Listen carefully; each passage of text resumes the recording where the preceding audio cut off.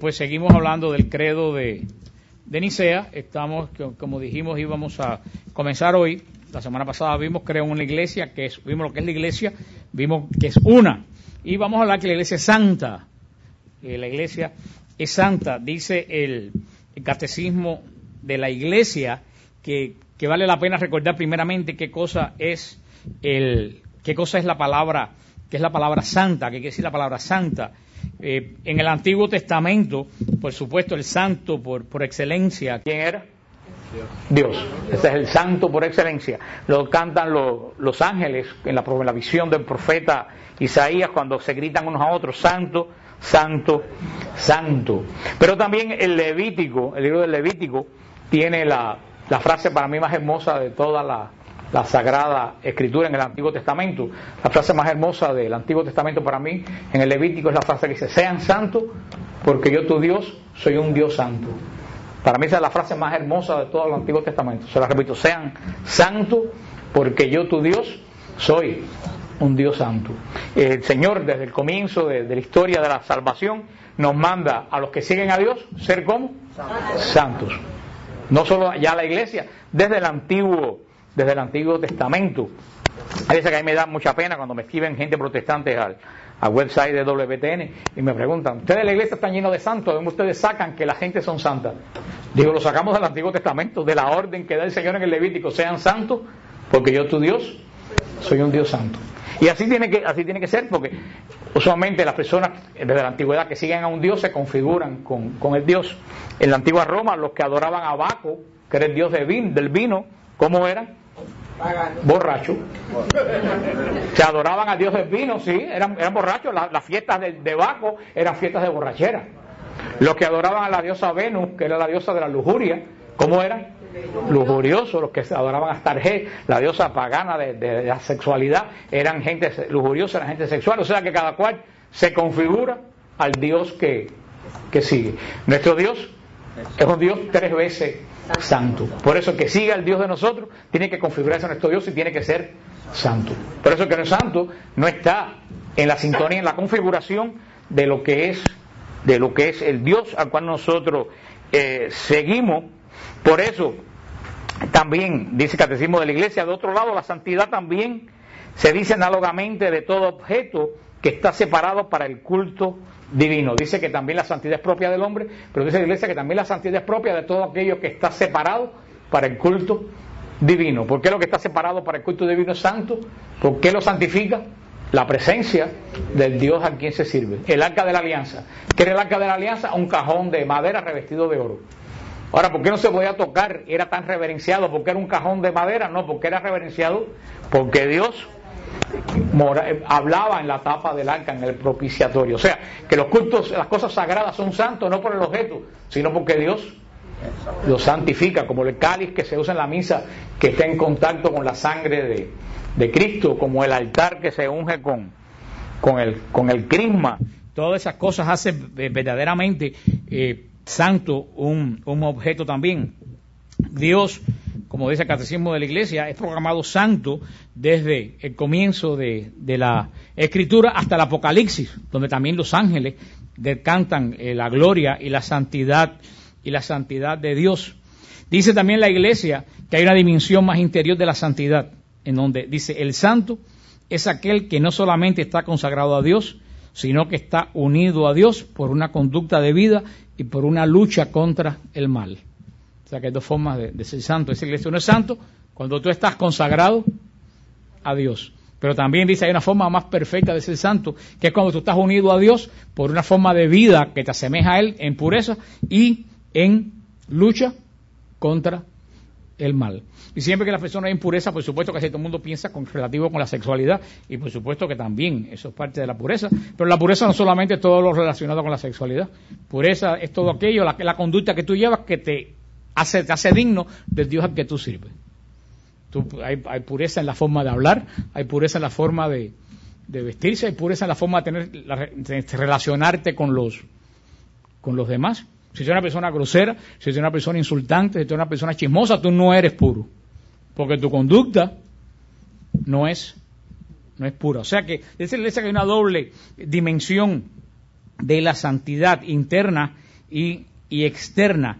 Dice la Iglesia que basándonos en esto y en lo que en la doctrina de San Pablo, la doctrina paulina, por eso decimos que también la Iglesia es santa. En Efesios 5, del 25 al 27, Efesios 5, del 25 al 27, dice San Pablo: Cristo amó a la Iglesia y se entregó a sí mismo por ella, para santificarla, purificándola mediante el baño del agua, en virtud de la palabra, y presentársela resplandeciente a sí mismo, sin que tenga mancha ni arruga, ni cosa parecida, sino que sea santa e inmaculada. Dice San Pablo en Efesios 5, 25-27, que dice que ¿quién santifica a la Iglesia? El mismo Cristo santifica la Iglesia. Primero que nada, lo vimos la semana pasada. ¿Por qué Cristo santifica a la Iglesia? Porque la Iglesia es el cuerpo de Cristo. Si Cristo es santo, Cristo es la cabeza, es santo, el cuerpo también tiene que ser santo. ¿De qué se vale? Vamos a verlo después. ¿De qué se vale el Señor para santificar la Iglesia? Dice que primero que nada se vale por el bautismo, por el baño del agua. Esa es la primera fase de santificación del creyente. Primero por el bautismo, después por la virtud de la palabra.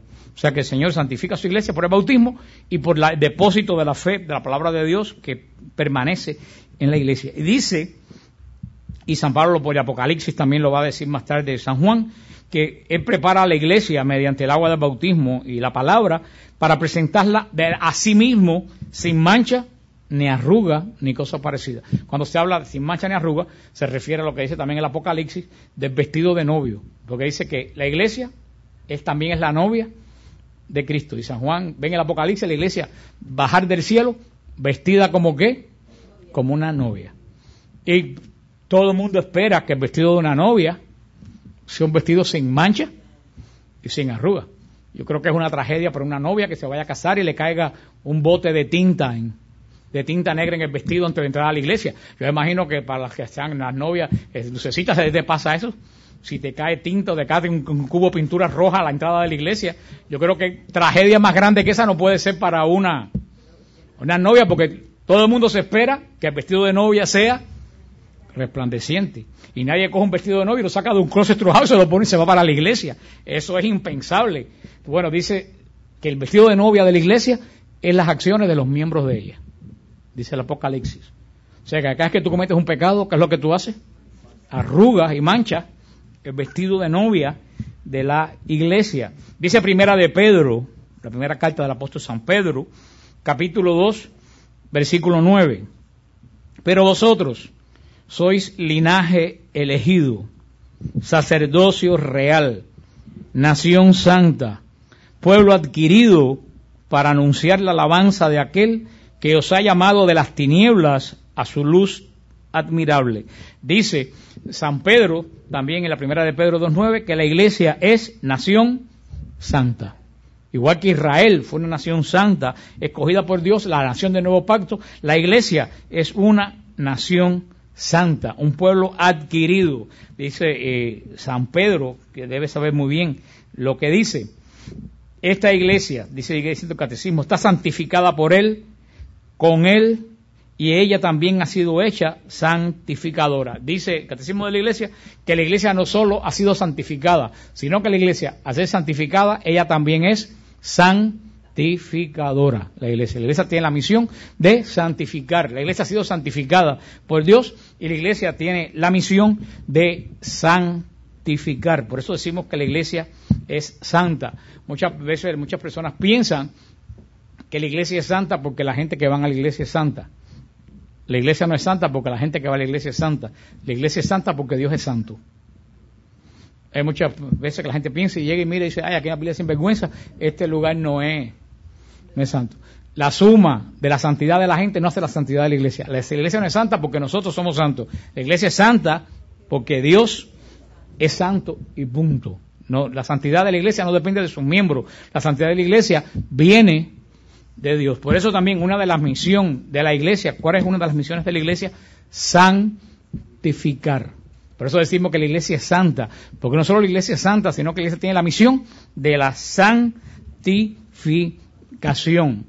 La palabra, y muchas veces la palabra santo pues ha sido mal interpretada. Yo siempre he dicho que la iconografía, cuando digo iconografía, las imágenes, los iconos en la iglesia, han hecho bien porque nos enseñan las cosas que no vemos, pero también ha hecho mal porque muchas veces nos dan una idea diferente de las cosas que son, de la pasión de Cristo, de la Virgen María, y muchas veces nos da una idea falsa de los santos, porque todo el mundo piensa, a veces uno ve los santos mirando para arriba una nube, y uno piensa, yo soy incapaz de llegar a ese estado. Pero siempre le he dicho a ustedes, que yo estoy seguro que si ustedes conocieran al Padre Pío personalmente, lo más seguro es que lo hubieran odiado. Y si ustedes conocen a Mark Charbel, lo más seguro es que hubieran hablado horrores de Mark Charbel. ¿Por qué? Porque son hombres como todo el mundo. El Padre Pío tenía un mal genio impresionante. Impresionante, tenía que lidiar con ese San Jerónimo, tenía un mal genio horrible. Y por eso si ustedes ven a San Jerónimo, siempre lo pintan con una piedra en la mano. No por lo que ustedes se imaginan. Porque la piedra, y el Papa cuando lo canonizó, miró para el cuadro de San Jerónimo y dijo, te canonizo por la piedra. Porque él tenía una piedra, y cuando él trataba mal a la gente, y él se daba cuenta que había tratado mal a la gente, se daba con la piedra en el pecho. Porque él se daba, ese es el santo. El santo es el que se da cuenta que se equivocó y pide perdón a Dios y rectifica. Ese es el santo.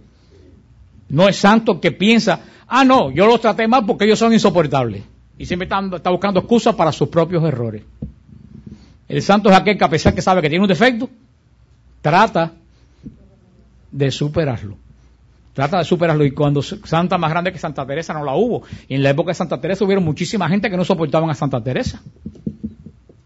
O de Ávila, porque no la entendían, porque de la misma Santa Teresita de Jesús, que oyó que una de las hermanas, cuando ella estaba muriendo, oyó que una hermana decía, la verdad que cuando se muera la hermana Teresa, no sé qué va a decir la priora de ella, porque nunca le había hecho nada que valga la pena. Santa Teresita de Jesús. A muchas personas que la rodearon, no vieron en ella nada extraordinario, nada extraordinario. Porque nosotros pensamos que los santos son personas que anduvieron siempre en una nube mirando para el cielo, y los santos fueron hombres como tú y como yo, que sencillamente se distinguieron por una virtud. Y, por ejemplo, ¿cuál es la gran virtud que distinguió al Padre Pío? La obediencia. Podía haber confesado toda su vida, si llega a ser arrogante, nunca en la vida hubiera sido santo.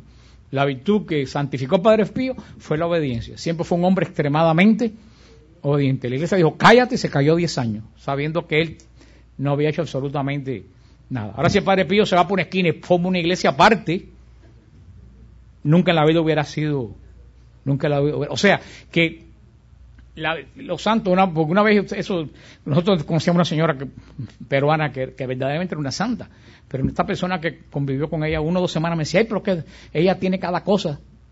Y yo digo, porque tú tienes un falso concepto de la santidad. Una persona mayor tiene, aunque sea muy santa, tiene 40 cosas como todas las viejitas. O sea, una persona santa no es una persona perfecta. Una persona santa es la persona que reconoce sus limitaciones y trata de luchar con ellos para superarlo, con la gracia de Dios. Por eso Sansire viene de la palabra griega que quiere decir cortar. Sansire quiere decir cortar como con una tijera.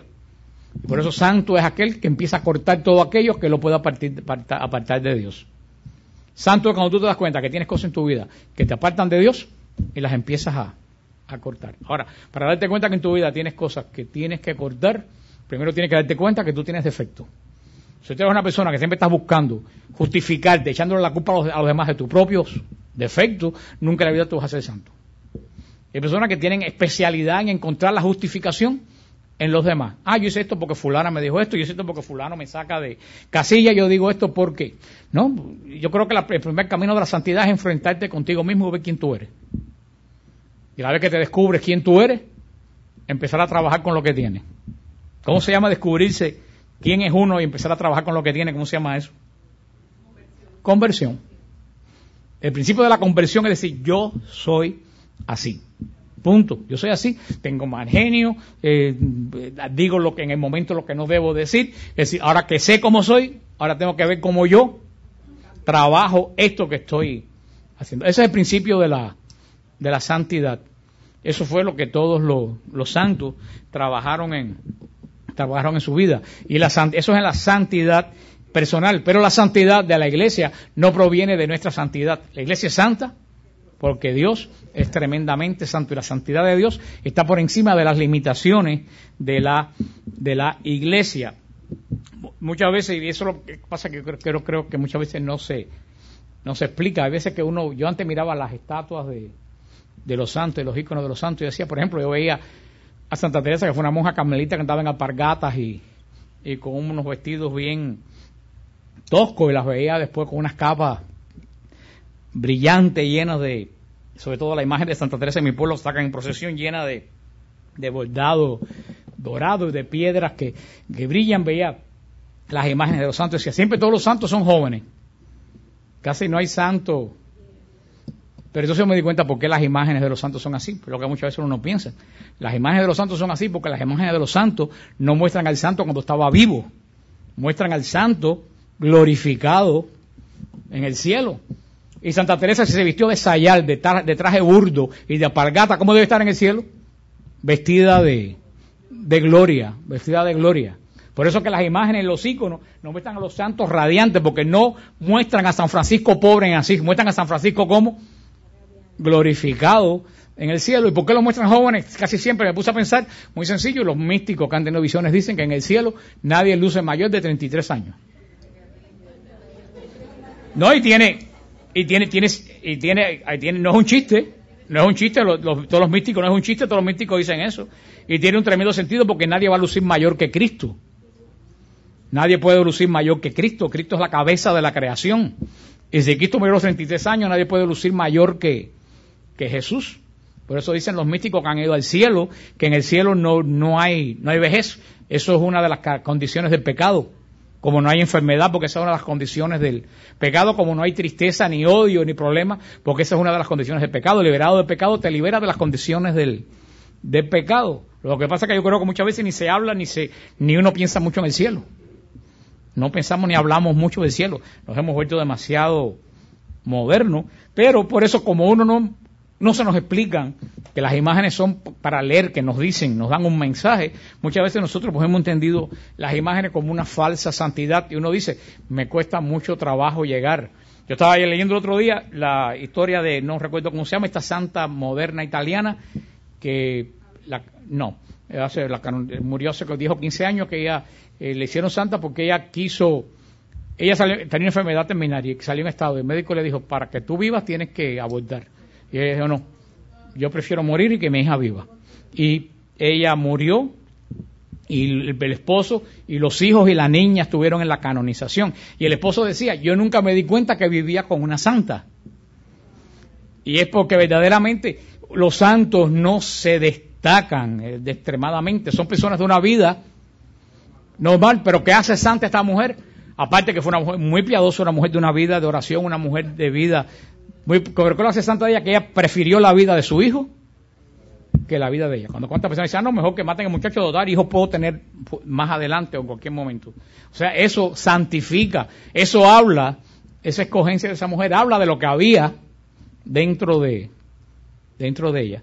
Pero sin embargo, para el hombre era una mujer buena, pero no una mujer santa. ¿Por qué? Porque tenemos muchas veces un falso concepto de lo que es la santidad. Pero la iglesia es santa porque Dios es santa, y la iglesia que es santa tiene la función, entre las funciones de la iglesia, ¿cuál es una de las funciones? La santificación. La santificación.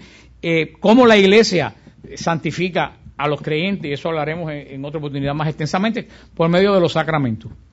Los sacramentos son la fuente de santificación de la iglesia. No hay otra fuente de santificación tan grande en la iglesia como no sean los sacramentos. ¿Por qué? Porque ¿qué es lo que me hace a mí santo? Lo que me hace a mí santo es la gracia. La gracia, lo dice la palabra, gracia santificante. Quiere decir, el don de Dios que me santifica. La gracia que es, no se sabe qué es la gracia, pero los teólogos dicen que es un don de Dios, la amistad de Dios sobre el hombre, esa amistad de Dios sobre el hombre, que es la gracia santificante, es lo que santifica al hombre. La oración es fuente de gracia, de santificación. La lectura de la palabra de Dios es fuente de gracia, de santificación, pero no hay nada más grande en la iglesia que sea fuente de santificación que los sacramentos. Por eso los sacramentos son 7. el número 7 habla no solo de la perfección de Dios, el número 7 en la Biblia también habla del pacto que Dios hace con los hombres. Y los sacramentos son las consecuencias del pacto de Dios con los hombres. El primero de todos los sacramentos, que es la fuente de toda santificación, lo dice San Pablo en la carta a los Efesios que vimos, es el bautismo. Que dice que para santificarla, purificándola mediante el baño del agua. Y por eso el signo del bautismo es el agua, porque el agua lava. El agua limpia, por eso el bautismo nos limpia del pecado original. El agua en los países de desierto, que es en el entorno que vive Israel, es fuente de vida. El que tiene agua tiene garantizada la vida. Yo nunca me di tanto cuenta de lo importante que es el agua, porque para nosotros el agua no tiene. Una vez yo estaba en Israel, tenía una botella en el río Jordán, un poco de agua así, y iba a vaciar la botella para coger agua del río Jordán. ¿Y qué hice yo como buen mayamense? Y Rebeca, la guía judía, me ha pegado un grito que yo pensé que estaba poniendo una bomba o algo. Pero ¿cómo tú botas el agua? Así. Digo, ¿qué voy a hacer con el agua? Dice, échasela a esa mata. Y después me di cuenta porque la única fuente de agua que tiene Israel es el lago de Galilea. No tiene más agua. Y por eso que mucha gente no entiende la guerra de los judíos por las alturas de Golán. Cuando ustedes van a Israel, los que han ido a Israel conmigo, y ven las alturas de Golán, que son las montañas que están del lado allá del lago. Este viaje no lo pudimos ver casi, porque había una nube de polvo tremenda que no se veía, pero son unas montañas que están del lado acá del lago de Galilea. Pero cuando tú ves la guerra de Israel por esa, tú dices, bueno, pues esas montañas de piedra no tienen ninguna. ¿Por qué tanta guerra por las alturas de Golán que le quitaron a Siria? Pero cuando llegan ahí te explican que los sirios de las alturas de Golán bombardeaban las bombas, las turbinas de agua con que se mandaba el agua del lago de Galilea a todo Israel. Y cuando los sirios rompían las turbinas, Israel se quedaba sin agua. Y si se las rompían definitivamente, una semana sin agua, Israel deja de existir. Por eso que decidieron tomar las alturas de Golán y echar a los sirios de las alturas de Golán, porque como estaban arriba del lago, ellos de ahí bombardeaban las turbinas. Eso ahí me da la importancia que es para los pueblos del desierto la posesión del agua. El agua es sinónimo de vida. Ellos dijeron, sí, los sirios destruyen las turbinas definitivamente, Israel no dura 4 días. Se acaba porque no tiene, con todo el poderío nuclear, lo acaba, ¿qué cosa? La falta de agua. Por eso el agua es signo del bautismo también, porque el bautismo es el símbolo de vida. Es símbolo de vida, pero eso es el signo del sacramento del bautismo, es el agua. Es la primera acción, el bautismo es la primera fuente de todas las gracias, porque hace que el cristiano se injerte en la vida de la Santísima Trinidad. A través del bautismo, cuando una persona nace, no es que nazca con mancha de pecado, porque un niño que acaba de nacer no ha tenido tiempo de pecar.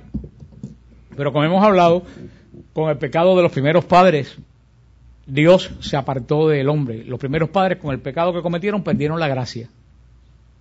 Y a partir de ahí, todos los hijos de los hombres que nacieron, ¿cómo nacieron?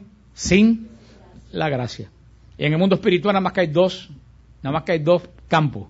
O estás en gracia, o estás en desgracia. Y de ahí viene la palabra desgracia. Por eso es tan terrible la palabra desgracia. La palabra desgracia quiere decir que tú no tienes gracia. O sea que hay nada más que en el campo espiritual hay 2 campos. No hay nadie que esté en medio gracia. Es como alguien decir que está media preñada. Eso no existe. O está o no está. Así es, para que entiendan, así es el mundo espiritual. O estás en gracia o estás en pecado. Tú no estás medio en gracia. Los hombres, al perder la amistad de Dios por el pecado primero, Dios apartó del hombre, todos los descendientes del hombre nacieron fuera de la gracia. Por lo tanto, ¿nacieron dónde? En pecado. Ese es el pecado original. Que los hombres nacieron totalmente fuera de la amistad de Dios. Cuando Dios lo miraba, no reconocía criatura suya ahí. Por medio del bautismo, como Jesús mandó por ese bautismo tan importante, en el bautismo Dios de nuevo adopta al niño que es bautizado. Por eso es que es el segundo nacimiento, el bautismo. Porque en primera lo dijo Cristo a Nicodemo, tú naces de la carne, lo que nace de la carne es carne, lo que nace del espíritu es espíritu. Por eso es que naces del agua y del espíritu. Cuando tú naces de la carne, tu madre te da luz, te da la vida física. Pero cuando naces del agua del bautismo, por el poder del Espíritu Santo, tú naces por segunda vez. ¿Cómo qué? Como hijo de Dios. Por eso ustedes tuvieron 2 nacimientos. Uno no puede estar en esa, pudiéramos decir, no sé qué palabra usar, no sé qué palabra usar, no sé si decir banalidad protestante que a veces se ha colado en los medios de la renovación, de decir, yo me nací de nuevo en un retiro de fulanito. Nadie nace de nuevo en ningún retiro. Ningún retiro tiene poder para hacerte nacer a ti como hijo de Dios. Tú naces como hijo de Dios por las aguas del bautismo. Punto. El día que ustedes fueron bautizados, ustedes nacieron como hijos de Dios. Por ser hijo de Dios, vino a morar en ustedes lo que Adán y Eva habían perdido. ¿Qué habían perdido Adán y Eva?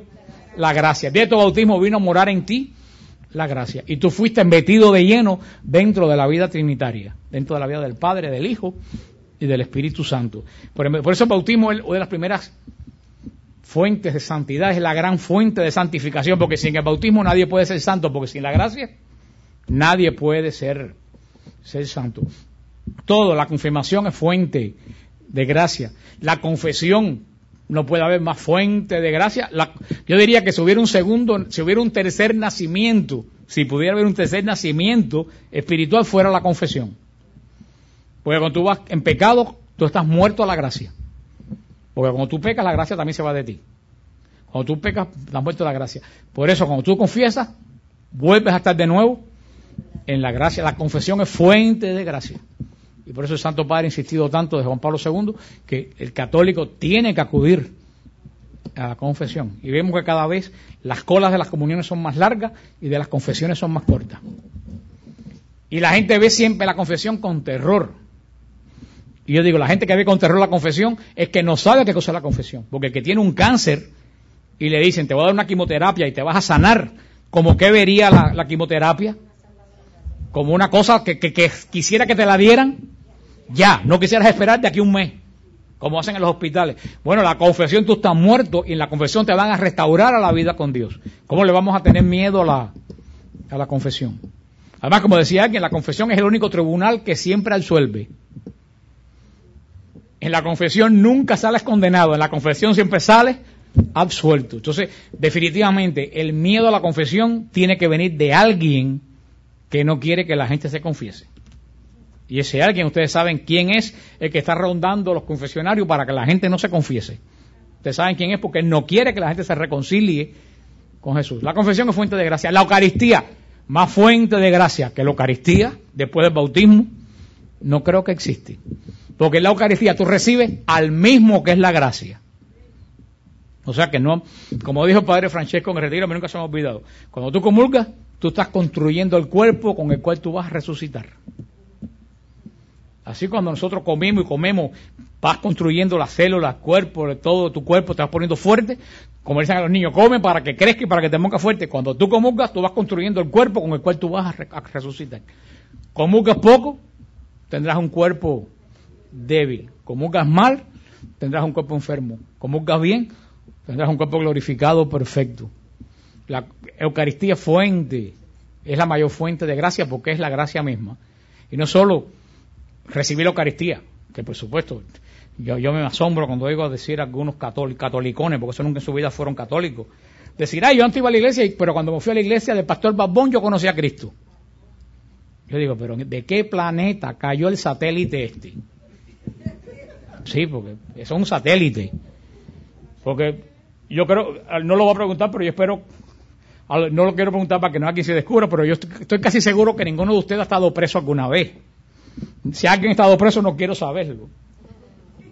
Pero es como si alguien que estuviera preso le dijeran, ¿qué tú quieres? ¿Que venga tu novia a verte a una visita, o tu esposa, a una visita marital, de esas que dan en las cárceles, o que tu esposa te mande una carta? Y la persona diga, no, que no venga, que mejor me mande una carta, porque yo me siento tan bien cuando recibo carta de ella. Eso tiene lógica.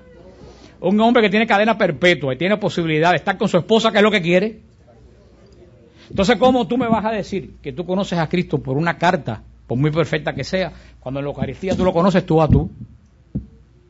¿Cómo es posible que tú hayas recibido a Cristo tú a tú, que Cristo se haga uno contigo, todas las células de tu cuerpo, que tú me digas que no conociste a Cristo? Yo no sé qué tú estabas haciendo. La culpa no es de la iglesia, la culpa es tuya. Porque la Biblia nos da el conocimiento de Cristo, pero el conocimiento más perfecto de Cristo es la Eucaristía. O sea, me mandan por una isla desierta y me dicen, te llevas la Biblia y la Eucaristía. Ni duda que yo me llevo la Eucaristía. Porque para que yo quiero una carta teniendo, como dijo Cristo, uno más grande que el templo está aquí.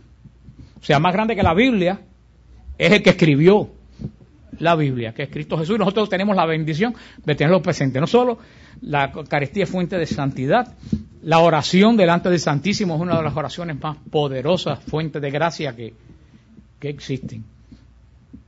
Todos los sacramentos son fuente de gracia. La unción de los enfermos, fuente de gracia. El matrimonio, más fuente de gracia. El matrimonio para los esposos no puede ser. El matrimonio es la fuente perfecta de la gracia para los esposos. El sacerdocio, el medio por el cual la Iglesia santifica a sus fieles es los sacramentos. Ese es el centro, ese es el corazón de la Iglesia. El corazón de la Iglesia no es, por mucho que la querramos, no es la Virgen María ni son los santos. El corazón de la Iglesia son los sacramentos. ¿Y qué es un sacramento? Una acción de Cristo por medio de la Iglesia que no se ve, pero que se anuncia por medio de un signo que se ve. Es el Espíritu Santo que viene del corazón de Cristo actuando en el alma del creyente. Eso es los sacramentos. Por eso el culto central de la Iglesia, que es la fuente de todos los sacramentos, es la Eucaristía. Eso lo expliqué cuando hablamos de eso. ¿Por qué la Eucaristía es el sacramento de los sacramentos? Porque todos los sacramentos nacen de la Eucaristía. ¿Y por qué nacen todos los sacramentos de la Eucaristía? Porque Cristo da la orden sacerdotal: haced esto en conmemoración mía en el medio de una Eucaristía. Forma el sacerdocio en el medio de una Eucaristía. Entonces, si el sacerdote bautiza, si el sacerdote casa, si el sacerdote unge, ¿es por qué? Porque recibió esa orden, ¿dónde? En una Eucaristía. Entonces la Eucaristía, es por eso, yo los invito a ustedes que lean la carta de Juan Pablo II, Iglesia Eucarística, donde Juan Pablo II dice que la Iglesia tiene que vivir en y por la Eucaristía. En y por. La Iglesia tiene que vivir en. La Iglesia tiene que vivir metida, ¿dónde? Dentro de la Eucaristía. Y tiene que vivir tiene que vivir buscando la Eucaristía. Lo que no ha habido un santo que no ha sido profundamente devoto de la Eucaristía. No existe un santo que no ha sido devoto de la Eucaristía. Y precisamente yo estoy totalmente seguro que los grandes problemas que hemos tenido en la Iglesia vienen porque después de hace 30 o 40 años nos hemos empezado a apartar de la Eucaristía. La Eucaristía se sacó de la iglesia y se metió en un cajón por no se sabe dónde. Y tú llegabas a una iglesia y para encontrar el Santísimo tenías que buscar un mapa. La adoración eucarística se quitó. Yo conozco iglesias que ahora se ha vuelto a restaurar la adoración eucarística, pero yo conozco iglesias modernas que ni siquiera había custodia. Porque no había... Aquí en este es el país de las estadísticas. Y hay una estadística que dice que las iglesias que tienen adoración perpetua del Santísimo Sacramento crecen 23 veces más que las que no tienen adoración perpetua del Santísimo. Según la Iglesia, según la Eucaristía regresa al centro de la Iglesia, según se restablezca la adoración eucarística, la Iglesia volverá otra vez a ser santa porque va a tener dentro de ella aquel que la santifica. Pero el demonio sabe cómo actúa y por eso metió en la cabeza de la gente sacar la Eucaristía de la... Yo conozco iglesias donde el Santísimo está en una capilla fuera del templo. Y hermano, se siente, tú entras a un templo cuando esté el Santísimo, cuando cuentas aquí, tú entras a un almacén. Cuando el Santísimo está, se siente. Ya nunca se me olvidó una vez que yo fui a un retiro de siervos de Cristo vivo en el Jensen Night Convention Center, y desde que yo entré yo me sobrecogí, yo le dije aquí, me da la impresión que estoy entrando a una iglesia.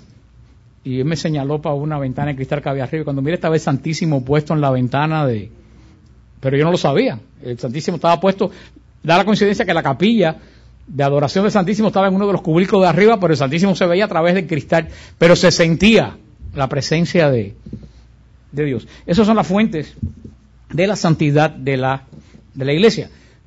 Todos estamos llamados a ser santos. Un católico que no tenga como intención ser santo está perdiendo el tiempo en la Iglesia. Y no solo está perdiendo el tiempo en la Iglesia, se lo está haciendo perder a los demás. Son los que yo llamo los chupacabras espirituales.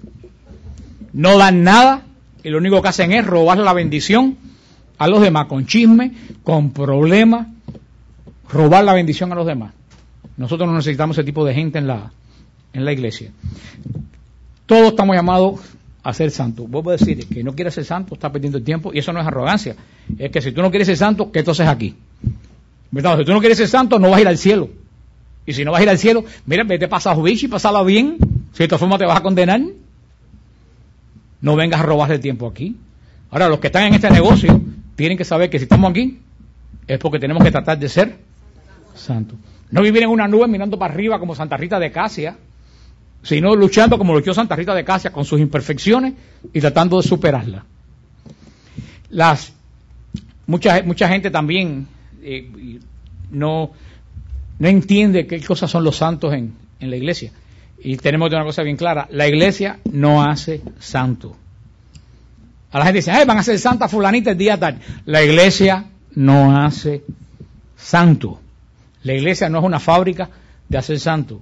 La canonización no es una ceremonia rara, misteriosa que hace el Papa para ser alguien santo. La iglesia no hace santo. ¿Quién hace santo?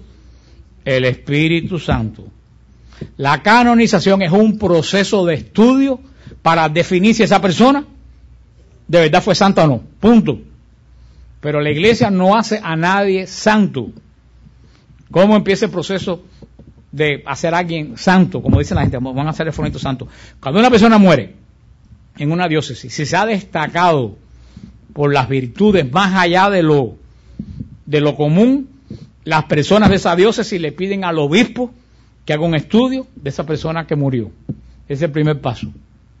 Es el estudio diocesano. El obispo convoca una serie de personas que convivieron con esa persona, entrevistan a todas esas personas, y si el obispo ve verdaderamente que esa persona vivió una vida más allá de lo normal, no porque hizo milagro ni nada, porque su vida se adecuó al Evangelio, el obispo declara a esa persona venerable.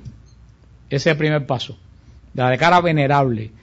Quiere decir que es una persona justa, una persona que vivió más allá del medio. Un ejemplo, acaban de declarar venerable a Fulton Sheen, el obispo gran predicador que trajo tantos americanos en los años 50 a la fe de Cristo.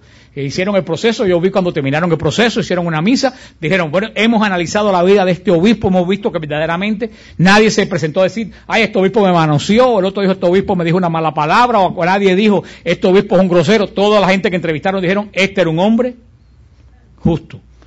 Lo llenaron todo ese proceso, lo metieron en un cajón, lo sellaron y lo mandaron para el Vaticano. Ahí comienza la segunda fase. La primera fase, ¿cuál es? Venerable. Y no le invento un obispo. ¿Quiénes lo proponen?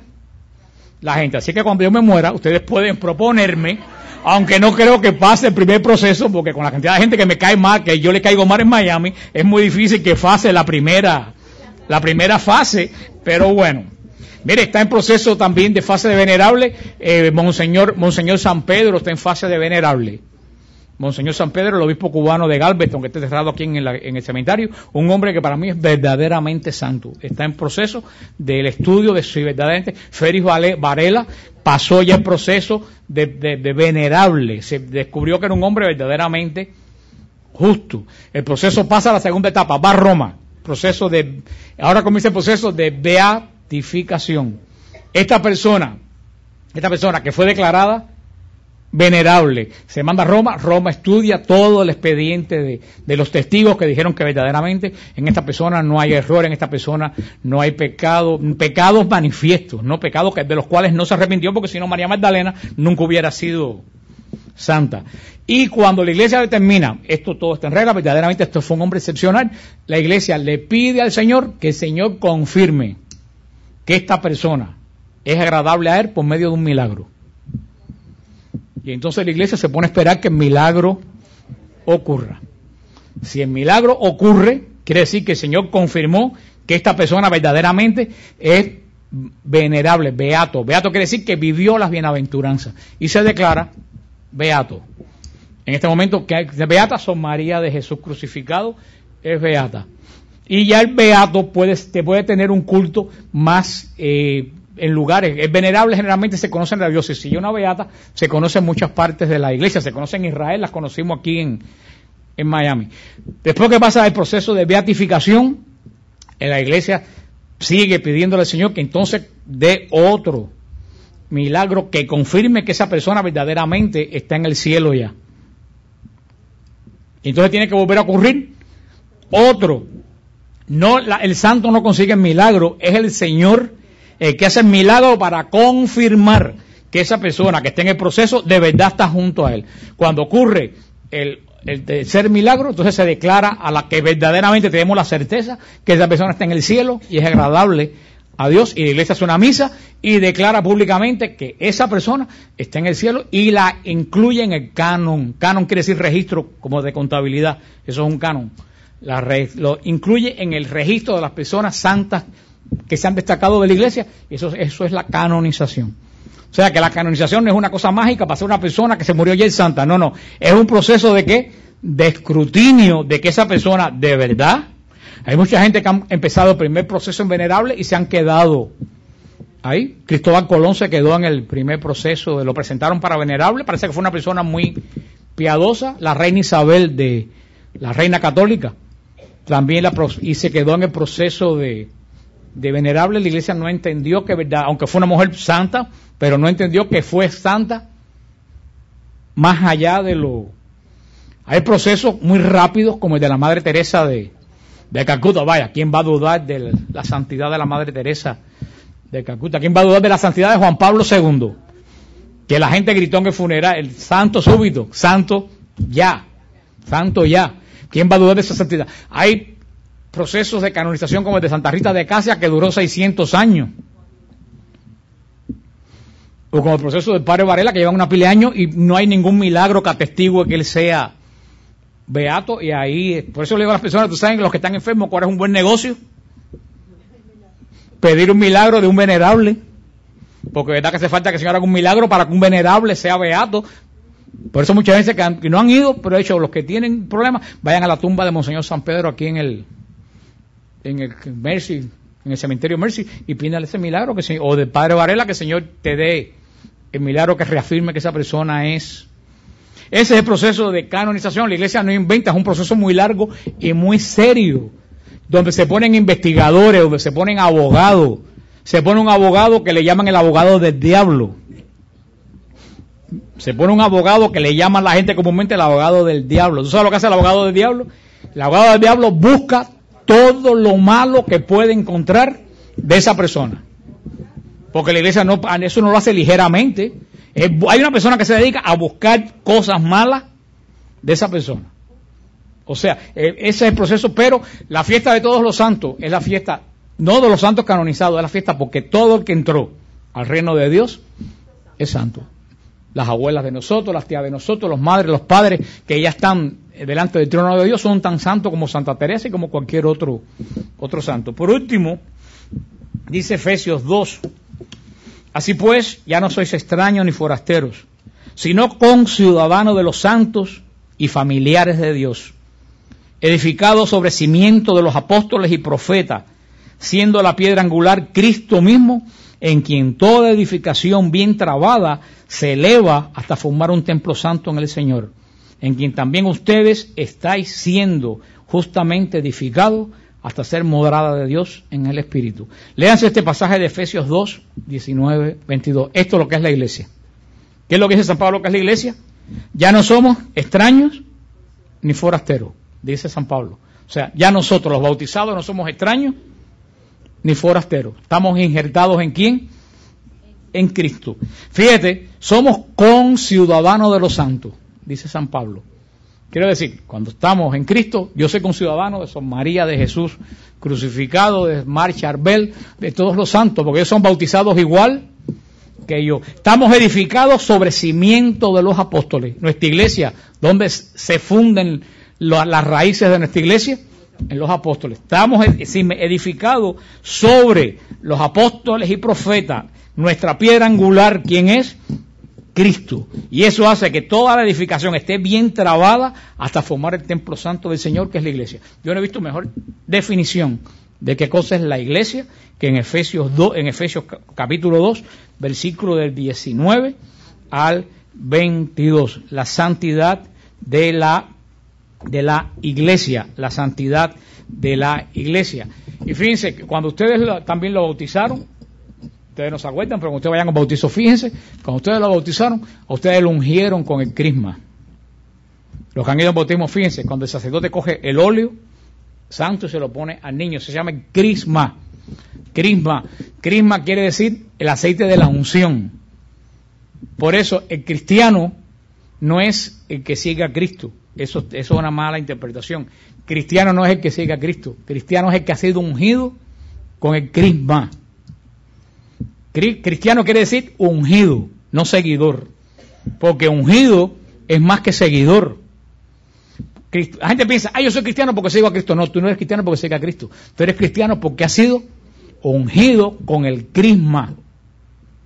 Crisma es el aceite. Cristo viene de crisma, que quiere decir el ungido. Cristo es el ungido de Dios. Nosotros somos los ungidos de Cristo. El mismo crisma que le echan al niño cuando se bautiza es el mismo aceite que cae encima del altar cuando un altar se consagra. Cuando el altar se consagra, el crisma se echa encima del altar.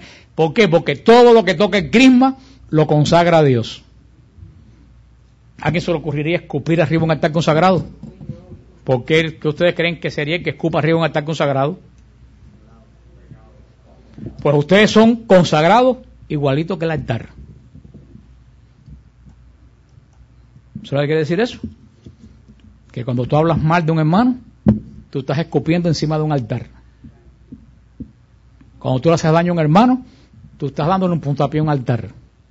Por eso es que la iglesia es tan respetuosa con la vida, porque ya la vida, desde que se consagra, pertenece a Dios y nadie la puede tocar. O sea, acuérdense que todos ustedes son más bautizados, no es que me cayó agua arriba, bautizados más profundo que eso, bautizados que ustedes han sido ungidos, y cuando cayó el crisma sobre ustedes pasaron a ser. Por eso que el bautismo no se quita. Hay sacramento como el matrimonio que se acaba. ¿Cómo se acaba el matrimonio sacramento? El sacramento del matrimonio. Cuando la persona se muere. ¿Por qué? Porque en el cielo, dice Cristo, vamos a ser como ángeles. No vamos a reproducirnos. Por eso el matrimonio dura lo que dura la vida. Aunque nos veamos en el cielo, pero ya no vamos a ser marido y mujer en el sentido físico. Porque no va a haber reproducción. Porque la función del matrimonio es la reproducción. Por eso es que el matrimonio se acaba hasta que la muerte nos separe. Pero el bautismo nadie te lo quita. Hasta en el infierno tú sigues siendo bautizado, porque el crisma te pone un sello que cada uno de ustedes y yo estamos sellados en Cristo Jesús, y el demonio lo sabe, que es lo mejor del caso. Por eso en la iglesia, cuando tú entras a la iglesia, hay agua bendita. Eso no es para ningún despojo. ¿Tú sabes lo que es eso? Para que cuando tú te entres, te acuerdes de que tú puedes entrar allí, porque tú un día fuiste ungido en Cristo.